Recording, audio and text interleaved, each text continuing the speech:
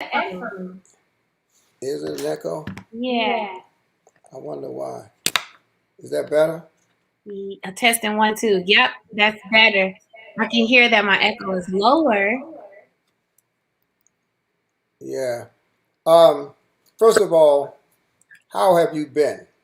I have been great. I'm exhausted. I've been working. I didn't get a chance to tell you, but I had an opportunity to work on a new film. So I I've been. knew that. I knew that. You did? Yep. You know it from me? No, I knew it. I knew it. I knew it. I know people, you know. I know people. Yes, I know you know. Yes, sir. I know you know. But it went really well, and And all is all well. is well. Okay. Do you still How hear have echo? Yes. Yes. What about now? Testing 1, 2. Hello. I don't hear it now. Okay, I got. Well, I think I'm straight now. So, well, I'm very proud of you. As you know, I'm always concerned about how much you're doing because you do a lot. Yes, You do sir. a lot. Yes, you've told me that. But you seem to manage it pretty well. What I'd like to know is how is the book doing? The book is doing really well. It did really well in the first week. I'm still pushing it. A lot of people are reading the book and they're like, girl, that book was right. So I feel really good about it. Excited. Well, I guess you probably know that today, June 30th, is my last day as the senior pastor of the church that I've served for 30 years. I've heard. How do you feel about that, Uncle Doc? Well, you know what? It's a strange feeling, when you've done something for this many years, Mm-hmm. and think about how much the world has changed in 30 years. Kierra, when I started as pastor of this church in 1990, we weren't using email, Mm. and Mm-hmm. so I mean, we started using it around 92, but we weren't using email. We didn't have all of this. We didn't have streaming. Mm-hmm. I was still on AM radio station. Wow. And so it's not only being there 30 years, it's these particular 30 years when the world has changed more in the last 30 years than it perhaps did in the last 300 years. Mm-hmm. So it's a weird feeling, but I'll tell you this, finding myself talking to you, this conversation between us is the very first activity of my post pastoral life, Wow. Wow. which is kind of deep to me because you are the next generation. I'm the previous generation, but there's something about our relationship that is intriguing to me. Absolutely. And can I say, though you've done 30 years there, it's so many more years because listen, I'm about to be blowing your phone up. Now that I know that that's off the schedule, you about to be my other pastor too. And so I celebrate you though, because I've watched you, I've tuned in to your sermons and things like that, and I've even kind of stolen some of your things without giving you credit. I've just spoken it as if it was my idea. So I celebrate you, and I think it's so cool, which is why I think the new generation gravitates towards you, because there are some in your generation that seem to be a little like, no, I don't really want to deal with y'all. But because you're so open to us, I think that's what keeps you timeless. And so we'll always want to hear your wisdom. So you're like a father to us. You're like the father of not just wealth, but wisdom as well. So I celebrate you, Uncle Doc, and I'm sure a lot of us that are tuned in, we celebrate you, and we're gonna keep calling you for these sessions. So you're still pastoring the nation. So God, Well, yeah, and I'm honored by that because when we did the first series, we were together in February. yeah. Um, I didn't know what to expect. Mm. I knew that you were very serious. I knew anything you do, you take very seriously. You don't just halfway do stuff. So you got up at like 9 o'clock in the morning, looking like glammed up, with hair and makeup. I'm crawling out the bed, just trying to brush my teeth, and you there looking like you're going to the Grammy Awards. Thank you. But the so many of the people that were with us in February, they've tuned into other webinars. They've joined. We had over 200 Kierra Sheard people. I think you call them, what do you call them? Sister. Sister or the keychain. It was either one. It was sister. We've had over 200 join the $1 billion challenge. Wow. In 3 months, they paid down. Your people paid down $55,000 in debt. Wow! I'm so excited. I'm sorry I had to scream because when I saw that number, I was like, oh, we wasn't playing. No, they weren't playing at all. And I think what I'd like to do is I think you're in a better position to do this. If we could find out what subjects they want to learn about, because last time we said what we wanted to say. Yeah. But if you notice, there were we ran out of time for questions and answers. Yes, we did. So I think we need to spend more time doing questions and answers. That's number one. Number two, I think we should find out from them what subjects they want to learn about, right? Mm-hmm. And then number three, we should bring on a couple of experts from time to time, not to bore people, because experts can be boring. Yeah. I don't want to tell them that, but I find most people, if they're experts, they're boring. Yeah. But we can bring them on just for a minute or two and make them unboring, and then we can take it from there. Absolutely. I love that. And I don't have on my makeup today because I've been breaking out and I covered it up. You saw me, Uncle Doc. So those of you who think I may have been lazy, I wasn't being lazy. You don't need makeup. Thank you, Uncle Doc. Thank you. You don't need makeup. And if you wear too much makeup all the time at your age, when you're gonna get ugly. You are so honest. That's one thing that we can say. Uncle Doc ain't going to hell for lying. He is telling the truth. I love it. No, you don't need all that makeup all the time. I said there are times when you need it because you're under the lights a lot and whatnot and cameras. But generally, you don't need makeup. Thank you. And the more you wear it, the more you're gonna have to wear it so you don't start looking ugly. Oh, well, I'll relax. Yeah, just chill. Yes, sir.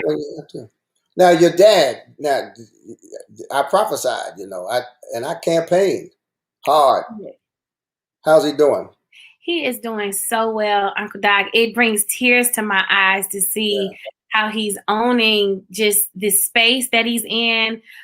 He's still the same man, but he's he's still growing. And I'm like, how I just have such admiration for him. And his heart to really want to make sure the church is at the feet of God.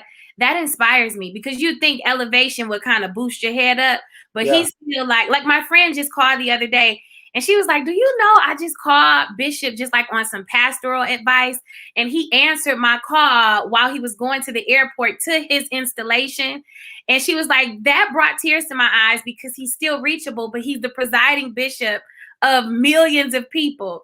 So it really, just his life is teaching me a great lesson. And he's doing good though. I just want him to get his rest. I want him to. Yeah, because there's always something to do. He was born for this. You know what the church today is at a crossroads. Yeah. And partly because of media, but just because of the times we live in. We live in such a celebrity culture. Mm-hmm. The church needs servants and not celebrities. Yeah. I preached for the Church of God in Christ convocation in Memphis around the year 2000. Mm-hmm.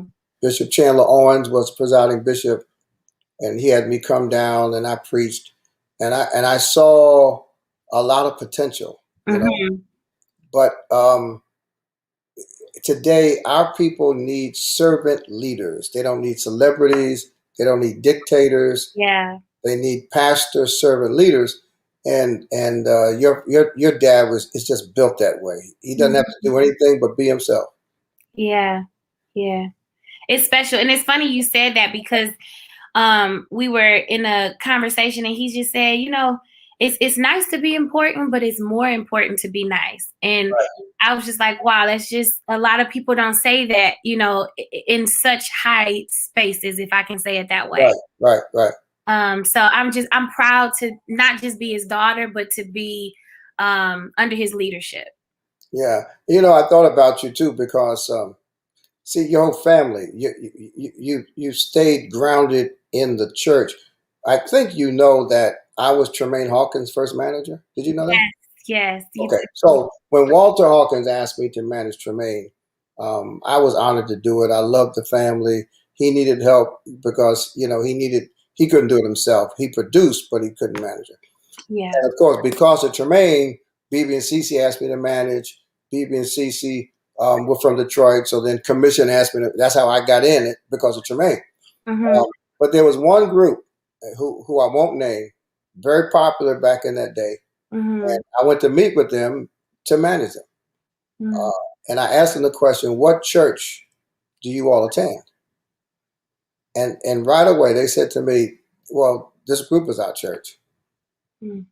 And that's when I decided not to manage them because the church, the church, the actual biblical church, that's the foundation for Christianity. Mm-hmm.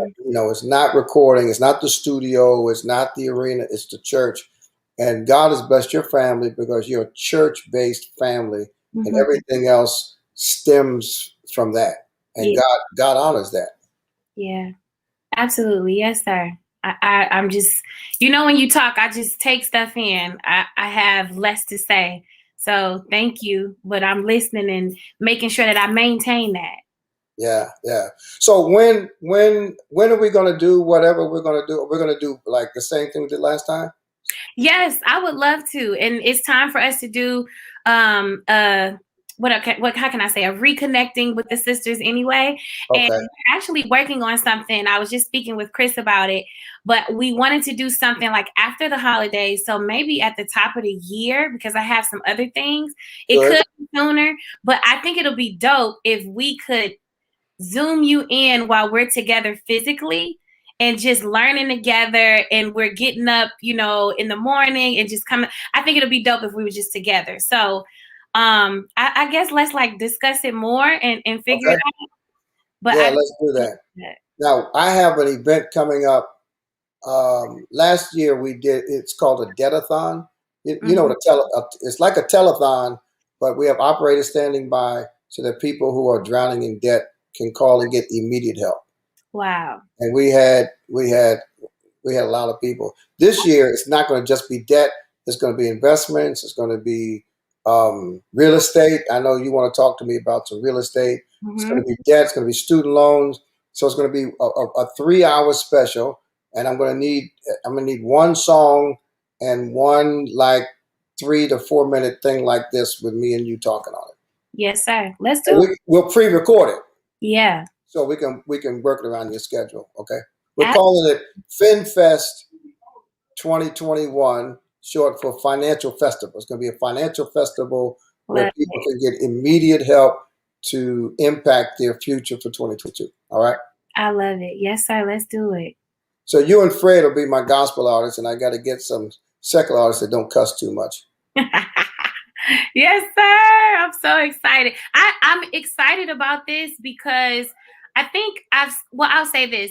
I've seen my family. I remember one time, I'm going to tell the story. Just give me some time to tell it. I remember when I was single, I was at a gas station and there was this guy that was asking for my number. And I was like, well, you have to come to church first, because I was tired of the guys that weren't all the way in the church. So I said, you have to come to church first and then I'll give you my number. He said, all right, what church you go to? And I said, Greater Emmanuel. He was like, oh, y'all go to the church, where, y'all shout and everybody just look good and blah, blah, blah, blah. Like he tried to give the Yeah, stereo yeah, that money, that kind of thing. right. And I was proud to say, that's not who we are. That's not who my leader is. He has bought cars for people. He's bought homes for people. And I've seen my grandparents do the same thing. So I've just seen like this level of generosity when it comes to like the blessing of prosperity. They're always sharing it. And so Right. I'm not just there, and it turned into a whole conversation. I will never forget this. But we started talking about the offerings and things. So I'm literally there feeling like Paul at this moment, defending my faith and my church.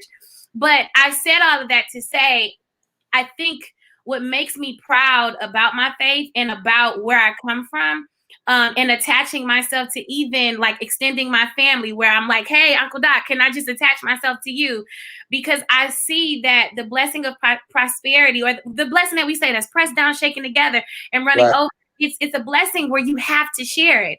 And I've seen my family share it. And so it just liberates me to know that we are sharing this knowledge with our community. We're not just holding it to ourselves. We're talking to generations who are young and who can get it right and, redirect whatever they've done before them. So it just blesses me because I've had friends stop me. I'll be at like concerts and they were like, hey, I was on your DB Stories thing.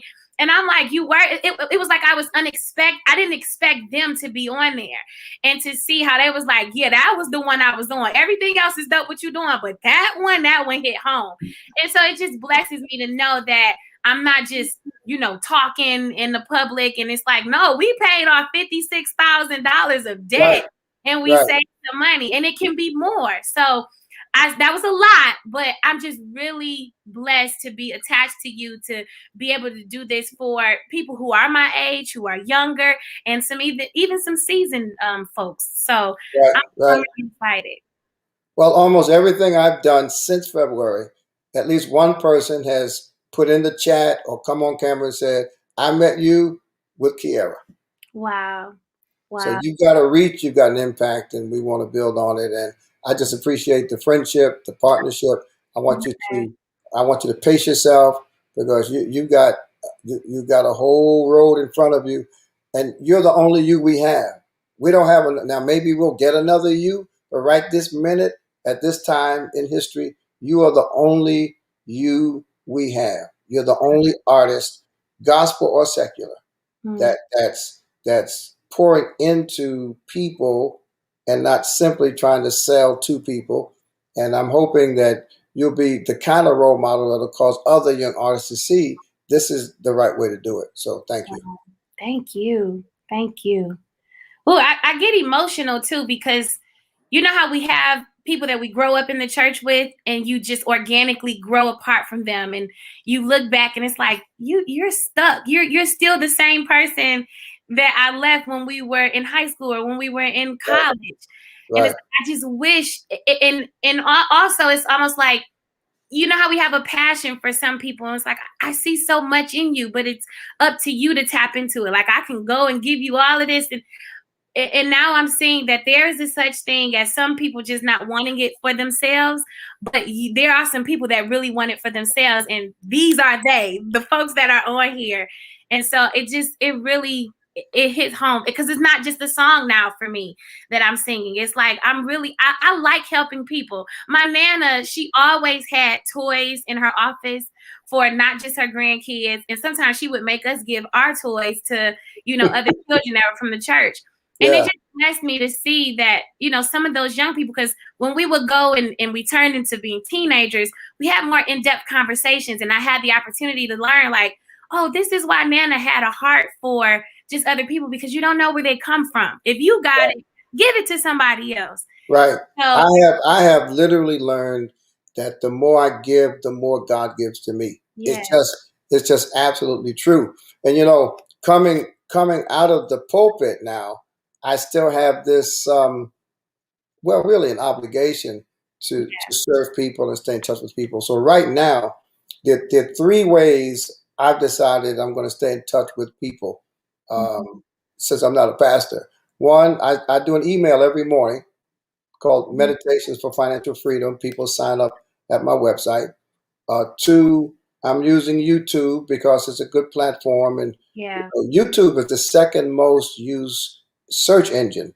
Yeah. When people are looking for stuff. So I've made a commitment. Briar. Briar's helping me build my YouTube. Oh, right.